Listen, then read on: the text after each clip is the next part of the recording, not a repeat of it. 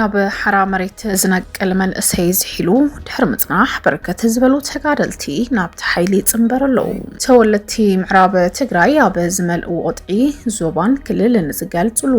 ቦታም ባዶ ብምግባር ትግራዋይነት ምዕራብ ትግራይ ክቕንጠጥ ዝፍትን ስራሕቲ ይካየዱ ከም ዘለው ብዝምልከት ሓበሬታ ኣሎ ዳህሲስና ይውለና ኣብ ከተማ መቐለ ዘጋጠመ ሓያል ምንቅጥቃጥ መሬት ብዝምልከት እውን ዝዳህሰስናዮ ዛዕባ እንትኸውን መደናገር አጀንዳታት መንግስቲ ኢትዮጵያ መብቅዕ ተረኽበሎን ዝበለ ህዝባዊ ወያነ ሓርነት ትግራይ ንተኸታታሊ ዓመታት ከቕርቦ ዝጸንሐ ክሳት ቀጺሉሎም ህዝባዊ ወያነ ሓርነት ትግራይ ዘቕረቦ ክስ ብዝምልከት እውን ሓበሬታ ኣለና ኣብ ዝመጽእ ዓመት ኩናት ኢትዮ ኤርትራ ክውላዕ ይኽእል ዝብል ስጋኣታት ተነቢሩሎ ሰላም ከመይ ተጸንሑ ተኸታተልትን ፈተውትን ራራ ሚድያ እዋናውን ሞያውን ሚዛናውን ትሕዝቶታት ዘለት በቶም ቀንዲ ቀንዳር እሳቶም ፈሊምና ይውለና ቻናልና ላይክ ሼር ሳብስክራይብ ብምግባር ስድራራ ይኹኑ ናብቶም ንሎም ዕለት ዝሓዝናዮም እዋናዊ ዛዕባታት ክንሰገርም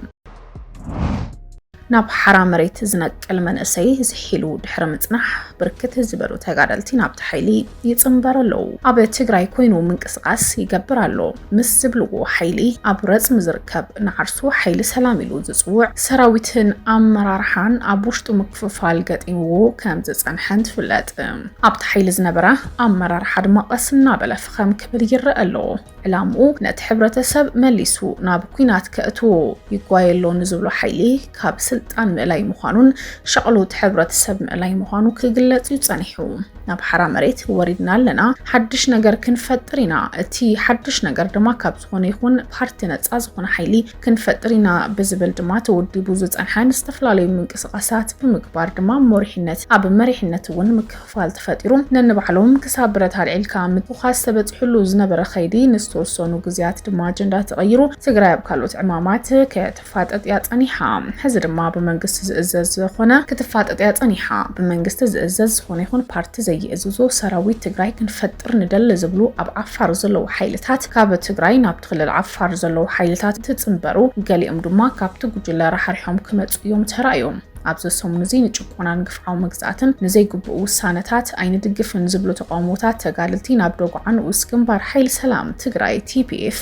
ምስ ሙሉእ ዕጥቆም ድማ ተጸምቢሮም ከም ዘለው ሓበሬታ ኣሎ ቶም ተጋደልቲ ብሬንን ሓዊሱ ዝተፈላለዩ ዕጥቅታት ብምሓዝ ድማ ተጸምቢሮም ዘለው እዚ ካብቶም ኣመራርሓታት እናወጹ ካብ ቃልስና ዘዘለለ ካብ ንዕላማና ንቃልስናን ዝተብሃለ አጀንዳ የለን ዝተፈላለዩ ምቅስቃሳት ይገብረሉ ብዝብል ተቃውሞታት ብምግላጽ ድማ ናብ ከተማታት ትግራይ ዝኣትው ዘሎ ብርክት ዝበሉ እንትኾኑ በአንጻር ድማ ኣብ ከተማታትን ካብ ኣባላት ሰራዊት ትግራይ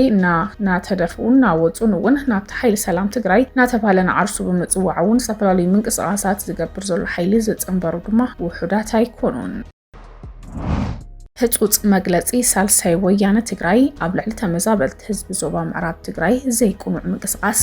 ከም ዘሎ ኣፍሊጡ ዘሎ ተወለቲ ምዕራብ ትግራይ ኣብ ዝመልእዎ ቆጥዒ ዞባን ክልልን ዝገልጽሉ ባዶ ቦታ ብምግባር ትግራዋይነት ምዕራብ ትግራይ ክቕንጠጥ ዝፍትን ስራሕቲ ይዕመም ከም ዘሎ ኣፍሊጡ ዘሎ ኣብ ልዕሊ ቁስሊ ጨው ከም ዝበሃል ፋይዳ ብዝብል ስም ዝልለ መለለይ መንነት ኣብ መላእቲ ሃገር እንትወሃብ ቅጥዒ ኣድራሻ ተጠቀምቲ እንትምላ ተወለቲ ምዕራብ ትግራይ ግን ኣብ ዝመልእዎ ቆጥዒ ዞባን ክልልን ዝገልጽሉ ባዶ ቦታ ብምግባር ትግራዋይነት ምዕራብ ትግራይ እንጥጥ ይፍተናል ከበል ድማ እቲ ውድቡን አፍሊጡ ዘሎ መንግስቲ ኢትዮጵያ ዝፍጽሞ ዘርአ ምጽናት ምጽራይ ከያአክል ህዝብ ትግራይ በሓፈሻ ህዝብ ምዕራብ ትግራይ ብፍሉይ ንጥሜትን ሞትን ምስጥሑ ከያአክል ህዝቡን መንነት ጂኦግራፊ ናይ ምልዋጥ ስራሕቲ ብቁሉዕ ይቅጽል ኣሎ ዝበለ እቲ መግለጺ ናይ ፋይዳ ተግባር ተወሳኺ መርኣያ እዩ ክብል ድማ ምክንያት ኣሚጡ ክፋል ትግራይ ዘመሓድሮ ዘሎ ግዜኦም ምሕዳር ድማ ብፍላይ ኣብ ክንዲ ዓቕምታት ትግራይ ካብ ምእካብ መጋበርያ ብሄረ ትግራይ ኣብ ራስ ተዋፈሩ ሰበ ሕወሓት ኮይኑሎ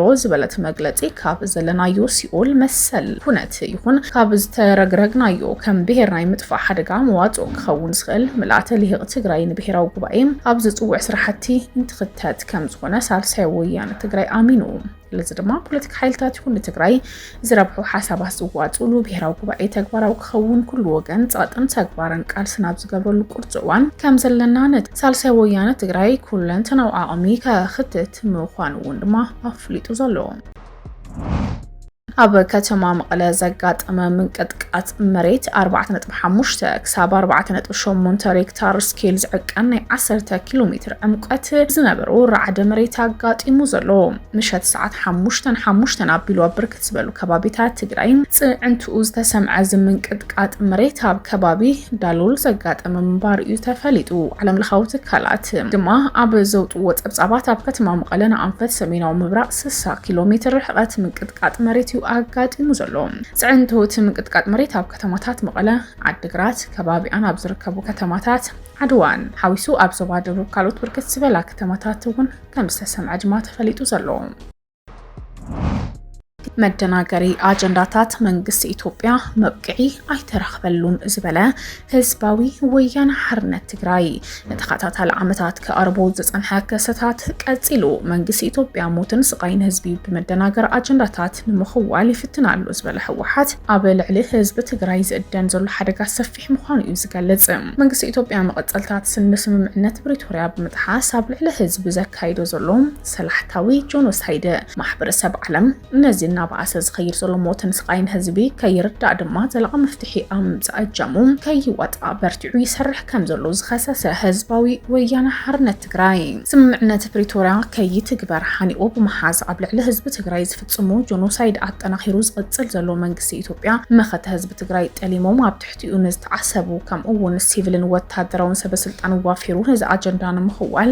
ካልእ ናይ ጽልእን ቅርሕንትን ሓቲቱ ንምፍጣር ኣብ ምስራሕ ተጸሚዱ ከም ዝርከብ ህዝቢ ትግራይ ሕወሓትን ከምቲ ደጋጊሞም ዝገልጽዎ ድማ እቲ ኣብ ፕሪቶሪያ ዝተበጽሐ ስምምዕነት ዘላቂ ምቁራጽ ተኽሲ ናብ ዘላቂ ሰላም ክሰጋገር እምበር መፈጸሚ ካልእ መልክዕ ጆኖሳይድ ክኸውን ኣይግባእን ይብል። መንግስቲ ኢትዮጵያ ኣብ ክንዲ ነቲ ዝተበጽሐ ስምምዕነት ምትግባር ካልእ መልክዕ ጆኖሳይድ ንምቕጻል ኣብ ዘኽእሎ ሽርሕታት መደናገር አጀንዳታት ተጸሚዱ ከም ዝርከብ መንግስቲ ኢትዮጵያ ሕዚ እውን ስምምዕነት ፕሪቶሪያ ካብ ምጥሓስ ተቆጢቡ ብመሰረት እቲ ስምምዕነት ምዕራብ ትግራይ ጸለምትን ወሪሮም ዝሓዙ ዕጡቃት ምውጻእ ሕገ መንግስታዊ ሉዓላዊ መሬት ትግራይ ክኽበር ኣብ ትሕቲ ወረርቲ ዝሰቐ ዘሎ ህዝቢ ሓራ ክውፅእ ብጥሜትን ሕማምን ዝሓልቕ ዘሎ ህዝቢ ውሕስኑ ተሓልዩ ናብ መረበት ተመሊሱ ዘላቂ ህልውና ከረጋግጽ ግቡእ ክዋጻእ ከም ዝግባእ ድማ ሓቢሩ ዘሎ።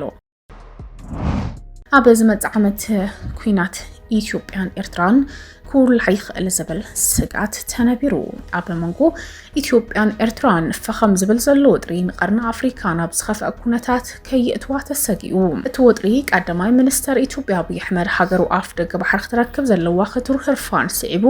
ዝስምዑ ዘለው ተረኻት ሃገር ዘንቀሎ እዩ። ትትካል ምክታል ጎንፅታት ኣብ ዝእዋን ኣብ መንጎ ክልቲአን ሃገራት ዝውላዕ ጎንፂ ነቲ ድሮ ብጎንፂ ትግራይ ሕዚ ድማ ብኩናት ሱዳን ዝዓነወ ዞባ ከቢድ ዕንወት ክኸውን ከም ዝኽእል ድማ ጠንቂቁ ዘሎ። ኣብ ሃዋኡ ኣይኩናት ብጋንኡ ኣይኩናት ኣይ ሰላም ንልዕሊ 20 ዓመት ዝቐጸለ ዝምድና ኤርትራን ኢትዮጵያን ቀዳማይ ሚኒስተር አብይ ኣሕመድ ኣብ 2018 ናብ ስልጣን ምስ መጸ ንውዕሊ ኣልጀርስ ከም ዘተግብሮ ብቐጥታ ድሕሪ ምግላጹ ዝምድና ክልቲአን ሃገራት ብቕልጡፍ ናብ ንቡር ክምለስ ተራእዩ። ኣብ 2020 ኣብ ኩናት ትግራይ ብሓባር ዝዋፈሩ እንትኾኑ ድሕሪ ውዕሊ ፕሪቶሪያ ዝምድንኦም ክሕርፍፉ ተራእዩ። ቀዳማይ ሚኒስተር አብይ ኣሕመድ ዝርከብዎ ዝተፈላለዩ ላዕለዎት ማእኸሎት ሰበስልጣን ኢትዮጵያ ካብ ጥቅምቲ 2023 ኣትሒዞም ብዛዕባ ተጠቃምነት ባሕሪ ሕቶ ካብ ዘልዕሉ ክሕሽክር ንዝጸንሐ ዝምድና ዘንክልቲ ሃገራት ንቐልዕ ዝወጽእ ገይርዎ። ክልቲኦም መንግስታት ዘካይድዎ ዘለዉ ናይ ቃላት ምምልላስ ናብ ኩናት ተሰጊሩ ኣብ ቀርኒ ኣፍሪካ ካልእ ጎንፂ የለዓል ድማ ስጋት ፈጢሩ ኣሎ። ኣብ ታሕሳስ ብምሕዳር ፕሬዚደንት ዶናልድ ትራምፕ ዝወጽእ ሓድሽ ስትራቴጂ ሃገራዊ ድሕንነት ኣሜሪካ ምስ ኣፍሪካ በተካይዶ ሽርክነት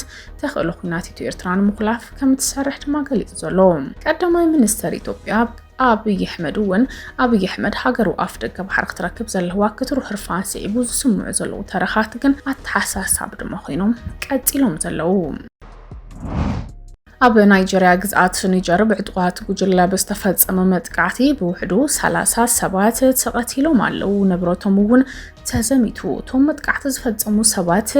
ኣብ ጥቓ ቁሸት ካስዋን ዳጂ ካብ ዝርከብ ጫካ ወፂኦም ብትማሊ ሰንበት ኣብቲ ከባቢ ዝርከብ ዕዳጋ ኣቃጺሎም ኳናት እውን ዘሚቶም ቁጥሮም ግን ኣይተፈልጡን። እቶም ዕጡቃት ብሞተር ብሽክሌታ ናብቲ ከተማ ኣትዮም ንሰባት ከቢቦም ክቐትሉ ከለዉ ብጥይት ቀቲሎም ዘለዉ። ኣብ ናይጀርያ ብባንዳታት ዝፍለጡ ዕጡቃት ገበነኛታት ጉጅለታት ፍጻምነት ቃዕትን ጭውያን ካብ ዝቀጽል ዓመታት ኣቁጽሩ ዘሎ ኣብ ትካል ምሕደራ ህጡጥዋን መንግስቲ ኒጀር ዝሰርሕ በዓል ስልጣን ዓብደላሂ ሩፍያ ንመስኻኽር ብምጥቃም ነቲ ቅትለት ኣረጋጊጹ ሕብረተሰብ ኣብቲ ከባቢ ድሕሪ መጥቃዕቲ ኣብ ስንባደ ከም ዝተረፈን ውስኹቲ በዓል ስልጣን ወሲኹ ድማ ተሓቢኦም ከም ዘለው ምስ ዝኾነ ሰብ ግን ንምዝርራብ ኣዝዮም ፈሪሖም ከዘለው ከም ዘለው እዩ ዝገልጽ ኣብ ናይጀርያ ድማ ብባንዳታት ዝፍለጡ ዕጡቃት ገበነኛታት ጉጅለ ዝተባሃሉ ዝፍጸም ዘሎ መጥቃዕታት ጭውያታት ካብ ዝቅጽል ዓመታት ኣቁጽሩ ድማ ናበርትዕ ዝኸይድ ዘሎ እንትኸውን ኣሜሪካ ኣብዚ ጉዳይ እዚ ኢዳ ብምእታውን ዓበይቲ ምንቅስቃሳት ክትገብር ከም ዝግባእ ድማ እናተሓበረውን ዝርከብ ተኸታተልትን ፍተውትን ራራ ሚድያ ንሎም ዕለት ዝሓዝናዮም እዋናውን ዜናን ሓበሬታን ዘዕለት እዞም ክሳብ ሕዚ ክትከታተልዎም ዝጸናሕኩም ይመስሉ ነይሮም ቻናልና ላይክ ሼር ሰብስክራይብ ምግባር ስድራ ራራ ይኹኑ ሰብስክራይብ ምግባር ስድራ ራራ ይኹኑ